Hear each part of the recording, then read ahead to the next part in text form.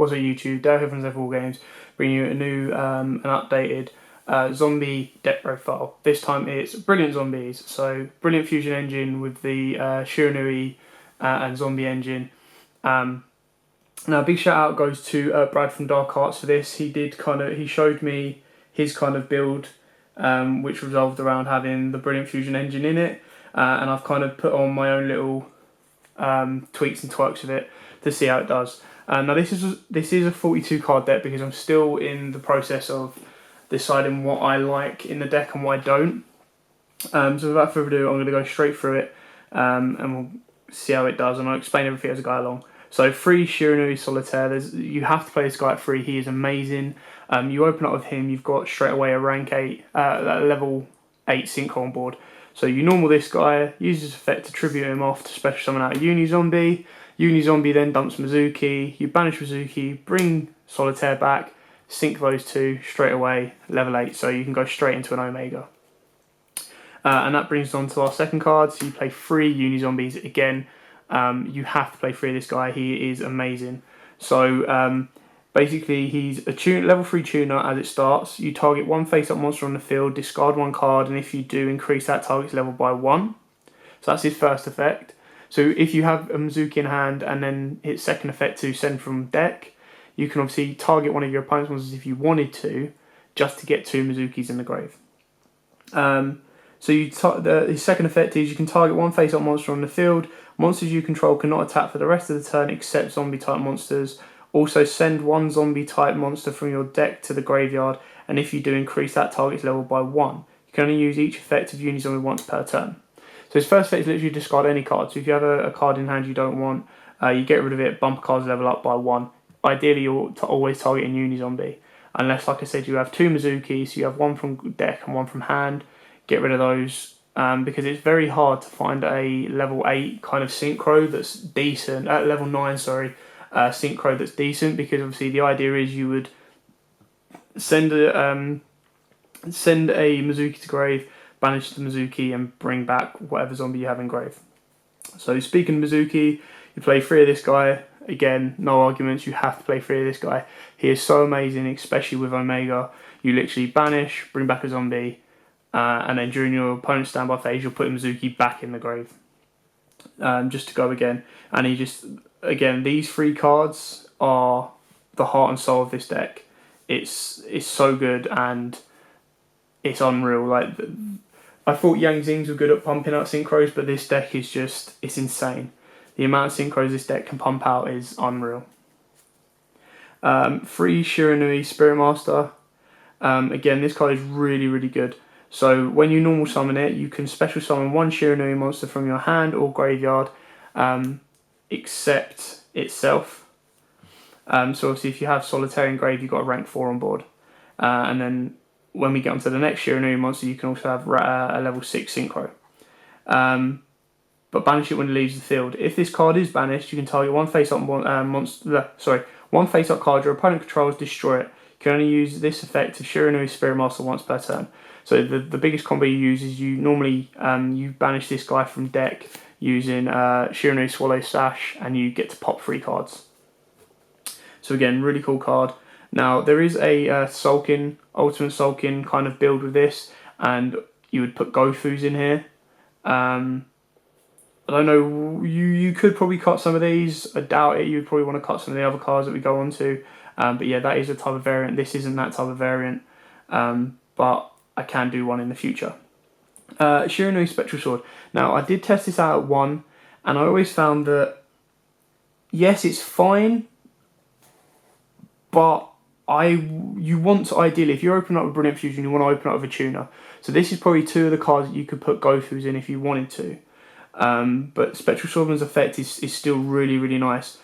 So if this card is in your graveyard, except the turn it was sent to the graveyard, you can target 1 non-tuner zombie type monster in your graveyard, banish both it and this card, and if you do, special summon 1 zombie type synchro monster from your extra deck, whose level equals the total levels of those 2 monsters had.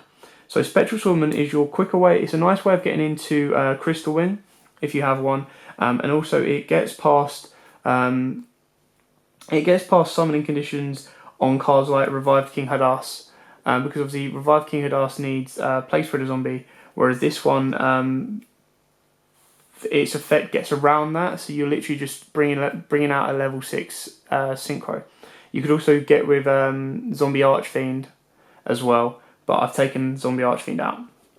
But yeah, I bumped it up to 2 because then I only got like 4 tuners in the deck with one of him, 3 uni zombies. So bumped him up to 2. I still need to do a bit more thorough testing, but at 2 I like to see my tuners a bit more often, because then obviously if I open up with Brilliant Fusion, because Seraphonite's a level 5, I can literally just go straight this with Seraphonite and go into a level 7. Now obviously if you open up with Brilliant Fusion and you're chaining these out for Gofu, then yeah, you've got Sulking on board. Other card is 2 Summoner Monks. Now again, with Solitaire, this card is awesome. So you bring this guy out, you special summon Solitaire.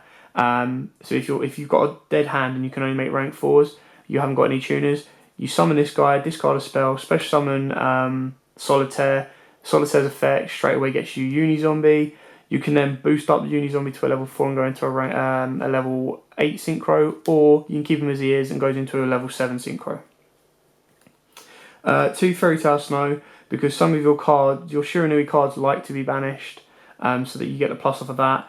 And then obviously it's a Book of Moon on normal summon, and then the special summon to banish 7 cards, just any 7 cards. So if you have some jank cards in your graveyard that you don't want in there, like the spells and traps you can't recycle, you can banish those and you're getting a level 4 on board, which just helps push you for your Synchros and for your rank 4s. Not that your rank 4s are great in this deck, but if you do get stuck, Fairy Tale Snow helps out a lot.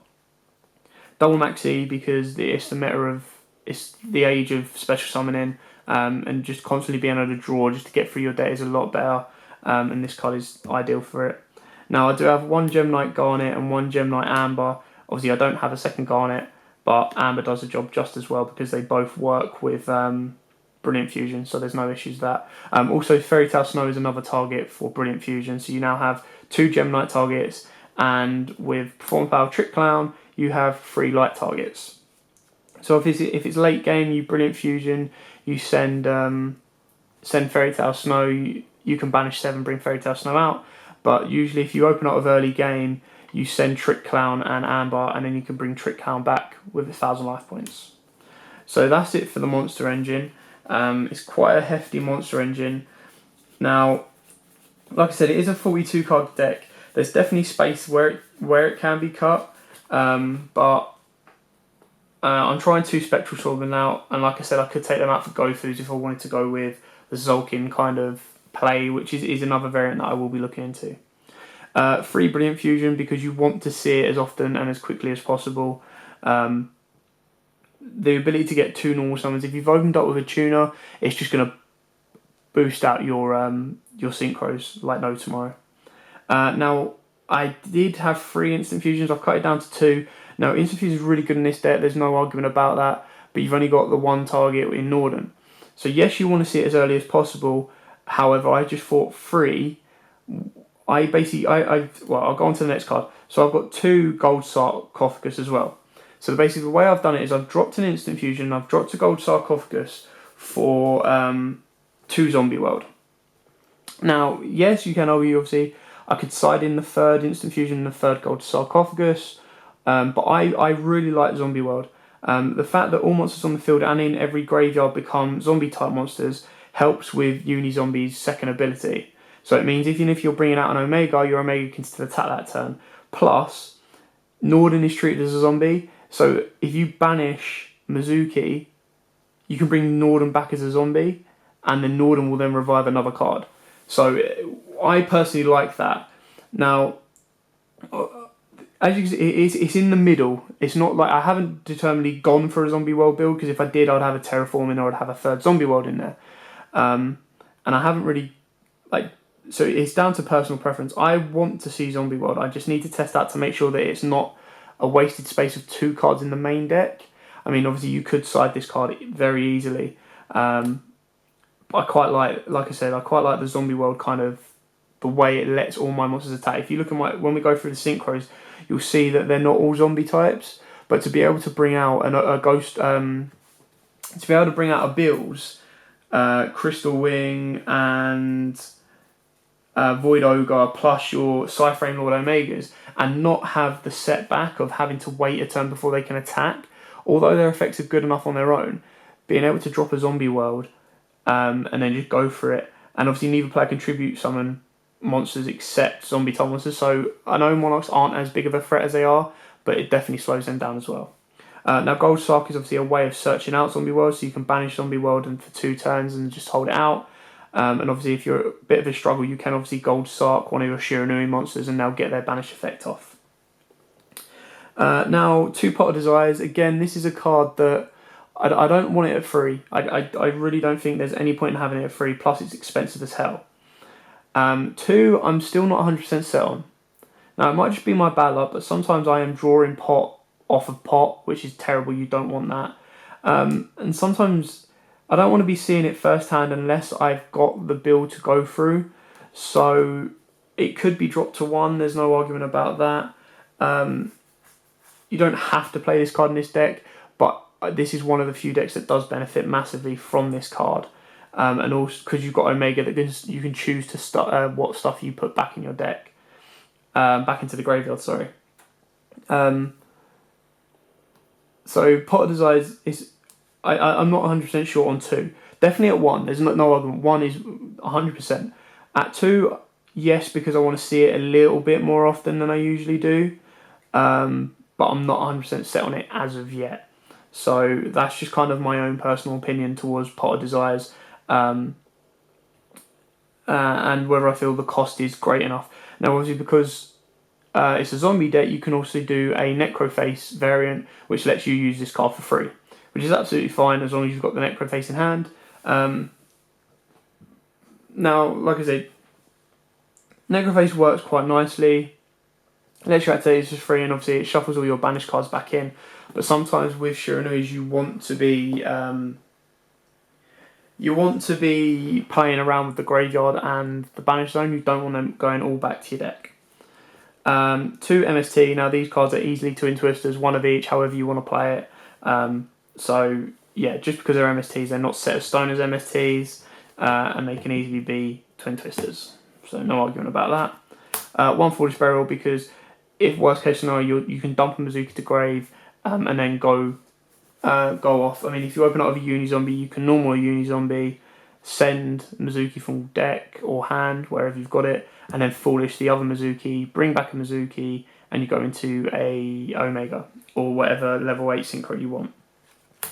1 Soul Charge, because when your grave's full, and you have the ability to just go off and make your synchros, because like I said, zombies just pump out synchros like no tomorrow. Soul Charge is always a nice one to have. And Burial from Different Dimension. Because Mizuki isn't once per turn, if you have 3 Mizukis in the graveyard late game, banish all 3, bring 3 cards out, do your shenanigans, and then activate this guy and go all over again. Now onto the traps. So 2 Shiranui style Swallow Slash. So you tribute 1 zombie type monster, then target 2 cards on the field, destroy them, then banish 1 Shiranui monster from your deck. You can only activate one of these per turn.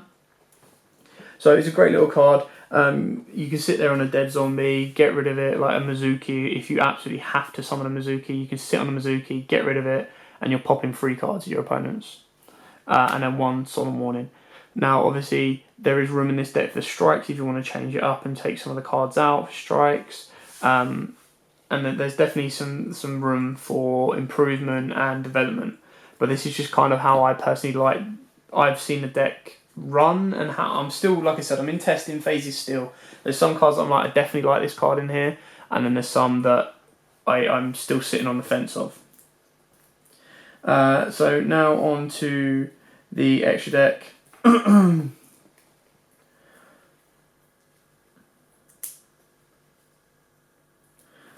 Now there's a couple of cards in here, so I'll show you all the extra deck cards, and then there are some other areas that I would like, other cards that I would suggest you could put in. So Norden, standard, straightforward. Obviously, if you turn him into a zombie with Zombie World, you can bring him back and double up his effects. 1 Gem Knight, Seraphonite, because obviously Brilliant Fusion Engine, you want this card. 1 Abyss Dweller, and Castel, because they're probably the 2 best rank 4s in the game, in my opinion. So that's it for like your fusions and your XYZs. Now on to the incredibly heavy lineup of synchros. So obviously Crystal Wing Dragon, such a good card. It's a little bit harder to make. You can't make it as consistently in this day as you can with the Zolkin build, but it's still such a nice card that when it can be made in a deck, you play in that deck. One Coral Dragon. Now obviously you can choose Coral Dragon or you can choose Stardust Warrior. Coral Dragon just has that extra edge, being able to have 400 more attack, and then the ability to send a card from hand. So if you want to get some zombies into the grave and then pop a card, it kind of gives it that extra edge. Revive King Hadas, because obviously if you attack into a Glow Up Bulb, or if you attack into a Ghost Boat, a Fairy Tale Snow, or anything cards like that, their effects can't be used for the rest of the turn. That card's effects can't be used for the rest of the turn, because obviously King Hadas negates the effects of effect monsters destroyed by battle. So they can't revive this Fairy Tale, and they can't use Glow Up Bulb's effect. So that's our 6s. Obviously, Crystal Wing should be with the 8 section, but it's a little bit late for that now. Now on to the 7s. So it's quite a hefty lineup of 8s in this one. So you got one Clearing Synchro Dragon, you can make this quite easily. And then this is 16 cards at the moment, because obviously you can have the option between Black Rose Dragon or Black Rose Moonlight Dragon. Now Rose is nice because it can clear the board, so I mean if you have your Omegas, you can banish your Omegas, blow up the board, and then your Omegas are coming back. Obviously with Blue Eyes and Dark Magicians on the horizon being full power again, Moonlight can help just bounce some of them cards back. So you can really choose between the two, play both if you want. You can take some other cards out, but I'm choosing between the two at the moment, still testing it out. Now on to the incredibly heavy 8 lineup. So Void Ogre Dragon, because sometimes you can just have a clear hand, and having Void Ogre on field is really, really nice. One Scarlet Red Dragon Archfiend. Now he isn't perfect, he can come out in this build, but obviously if you have loads of special summon zombies on the field, pop them, you're burning your opponent, and then obviously you can start reviving some of your zombies. One Bills, because Bills is a really strong card, and to be able to be made in a zombie deck really easy with the Dark Tuners is with your uni zombies is really, really nice. One Shiranui Shogun Saga. Now he's a really good push for game. So you can, the best cards. So basically when he's summoned, when it's if this card is special summoned, you can banish one zombie type monster from your graveyard. This card gains attack equal to the banished monster's original attack. So obviously if you have any of these cards, any of these at all in your graveyard with Zombie World in play, you can banish these and boost this card up to heck knows what level. But obviously, the first kind of target that springs to mind is Spirit Master. So you banish Spirit Master, not only do you get to pop one of your opponent's face-up cards, you then give this guy an extra 1,500. Only for that turn, and then you just push for game. Or do huge amounts of damage, whichever you prefer. And then finally, one of the MVPs of the deck is 2 Cypher Lord Omegas. Now obviously you can make 3 in this deck. I don't think you could if you're playing the Pot of Desires, because you're banishing so much, you can literally bring back 3 cards every one of your opponent's standby phase, and then remove 3 cards from your opponent's hand. Number 1, I don't own a third Omega because he is really expensive. And number 2, at 2, he fits in quite nicely with the extra deck. Now some other honourable mentions for the extra deck that I have noticed is you can bust out some rank 7s quite easy, some level 7s quite easy. So you could overlay into a Red Eyes Flare if you wanted to, just to push for that end of game. And then obviously you do pump out quite a few level 8s really easy. So you could go into Titanic Galaxy. I mean, having Titanic Galaxy on board and Void Ogre, you can pretty much stop 2 spells a turn. So yeah, that's kind of it for the extra deck. And that's kind of it for the Brilliant Zombie deck profile. So like I said, it's a really nice deck that pumps out synchros consistently. I'm still in the test phase, so there are a lot of areas that I'm still working on. So by all means, any suggestions, put them in the comments below, and I'll take a look at them. I'm always open to positive developments towards the decks. If you have any questions or any other decks that you would like to see, just let us know in the link in the description. In the comments below, and by all means we will be getting to them. We have had a request for a burned deck, and I am still working on it, guys. So bear with us for that. I will get it out as soon as I possibly can. Our competition ends today. The competition for Rival of the Pharaoh and Dark Illusion Special Edition packs ends today. So if you haven't already, get your applications in. All you really need to do is subscribe to the video, which will be in the link in the description below, the Rival of the Pharaohs video, not this one. So like that video, comment on that video, subscribe to our channel, and then like Lost Ark Games Facebook page, which will also be in the description below, and then a winner will be chosen at random. So thanks for watching. Don't forget to like, comment, subscribe, share, do the whole 9 yards, and as always, happy dueling.